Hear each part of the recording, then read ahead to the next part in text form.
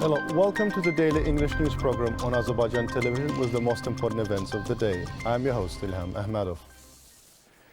President of the Republic of Azerbaijan, İlham viewed the conditions created in the newly built modern penitentiary institutions for women and juvenile prisoners, a vulnerable group in society in Baku.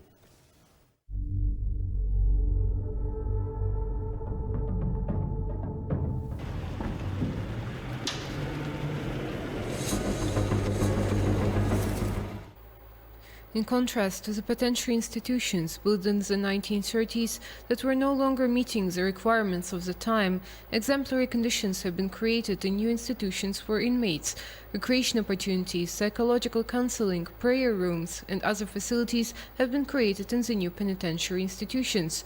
Necessary infrastructure has been created in both institutions for prisoners to spend their leisure time effectively, to do sports, engage in education, and study various specialties. There is a library, a reading room, and a computer room equipped with the necessary literature.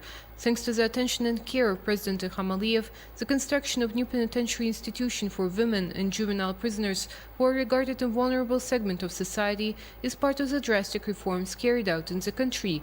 The modern conditions created here will serve to protect the rights of prisoners and pave the way for their effective rehabilitation and social adaptation.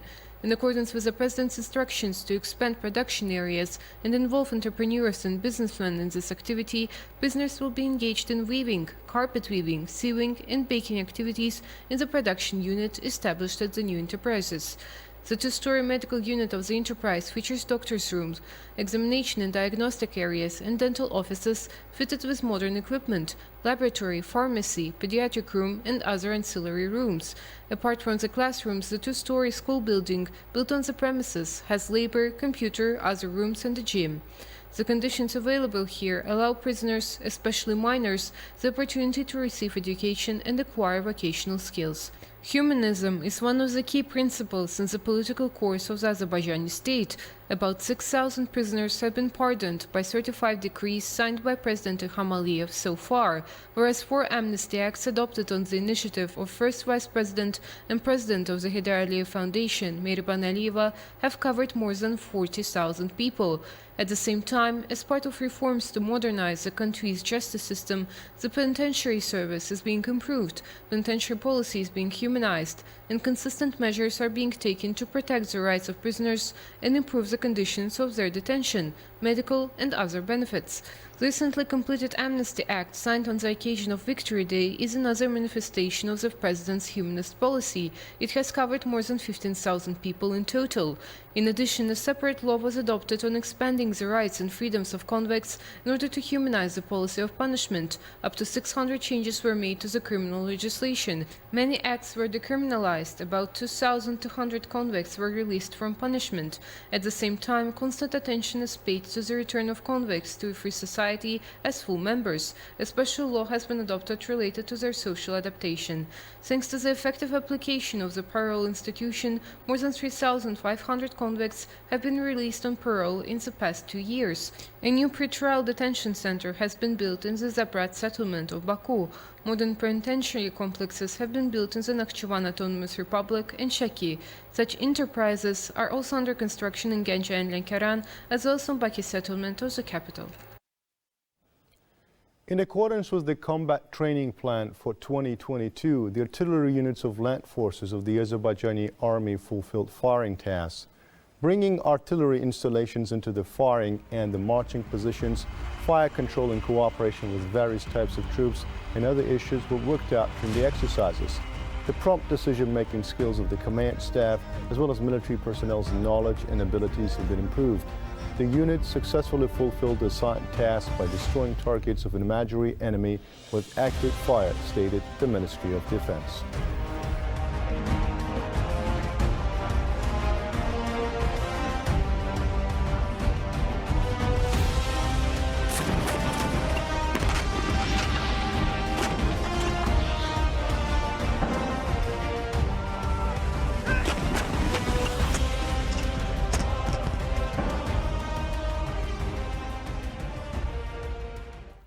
The direct reason for the escalation of tensions in the region is Armenia's failure to fulfill its obligations. Armenia's violation of the provisions of the trilateral statement increases tensions in the region and undermines peace-building efforts.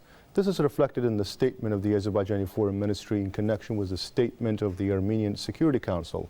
The statement says, regarding the introduction of international deterrence mechanisms, we would like to draw the attention of the Armenian leadership to the fact that a state like Armenia, on the one hand, grossly violating international law, and on the other hand, cannot talk about the mechanism of international deterrence. As for the start of negotiations on a comprehensive peace agreement between the two countries, first of all, the Azerbaijani side proposed to sign a peace agreement with Armenia at the highest level a year ago, and a month ago voiced the specific principles on which the agreement should be based.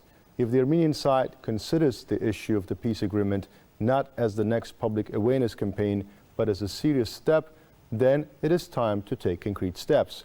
We would like to emphasize once again that Azerbaijan is ready for this. A meeting dedicated to the 30th anniversary of the CIS Interparliamentary Assembly was held in Almaty, Kazakhstan. A delegation of Azerbaijan's Milli Meclis participating in the event informed about the current situation around Karabakh. Chair of the Milli Meclis, Saïba Gafarova, spoke at the anniversary meeting of the CIS Interparliamentary Assembly. Initially, the speaker read the address of President of Azerbaijan, Ilham Aliyev, to the participants of the event. Then, commenting on the topic of discussion, Saïba Gafarova brought to attention that the Interparliamentary Assembly is a very beneficial platform for exchange of experience in the political, legal, economic, humanitarian, and other fields of legislative activity. The speaker also informed about new realities emerging in the South Caucasus as a result of the liberation of Azerbaijani territories from the Armenian occupation. She stated that today new prospects for peace and cooperation are established for the post-war period. Taking into account the participation of the Speaker of the Armenian Parliament, Alen Simanyan, in the meeting, Saïba Gafarova reminded that we are still waiting for a response from Armenia on the fate of about 4,000 Azerbaijanis who went missing during the First Karabakh War. Of course, Simanyan, who did not respond to this, alleged that Azerbaijan violated the ceasefire. The Speaker of the Azerbaijani Parliament said that the claims of the Armenian speaker were false. The Defense Ministry of Azerbaijan has already stated that our country is clarifying the positions and places of deployment on its sovereign territory in Karabakh. However, in the morning of March 26, members of illegal Armenian armed groups attempted to sabotage units of the Azerbaijan army. As a result of immediate measures, members of illegal Armenian armed groups were forced to withdraw. Chair of the Milli Meclis once again noted that Azerbaijan is committed to the trilateral statement of November 10, 2020. However, in accordance with paragraph 4 of the statement, the complete withdrawal of the remnants of the Armenian army and illegal Armenian armed groups from the territory of Azerbaijan has not yet been implemented. Therefore, it is Armenia, not Azerbaijan, that violates the provisions of the statement. Saïba Gafarova also reminded that Azerbaijan had sent a document made of 5 articles on the normalization of relations with Armenia and was waiting for a response from the opposite side. The Speaker of the Armenian Parliament officially stated that these 5 articles are acceptable for Armenia. We believe that if we add a few aspects, we can get it started, said Alen Simanyan. That was all for the day. Thank you for being with us. Goodbye.